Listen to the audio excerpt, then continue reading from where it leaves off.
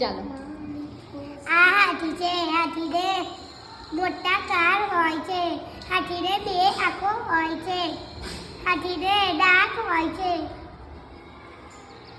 અંદર પણ હોય છે અને મોંની અંદર પણ હોય છે અને બહાર પણ 2 બહાર હોય પણ 2 દાંત હોય છે. હાથીને લાંબી પૂંછ હોય છે. હાથી હાથી શું કરે? હાથી ભારે પ્રાણી છે. હા, સૌથી ભારે પ્રાણી છે. હાથી લાકડા ઉંચકી શકે છે. હા, ભારે ભારે લાકડા ઉંચકી શકે છે. પછી હાથીને પણ એક પૂંછ હોય છે. હાથીના થાંભલા જેવા પગ હોય છે. સુપડા જેવા કાન હોય છે.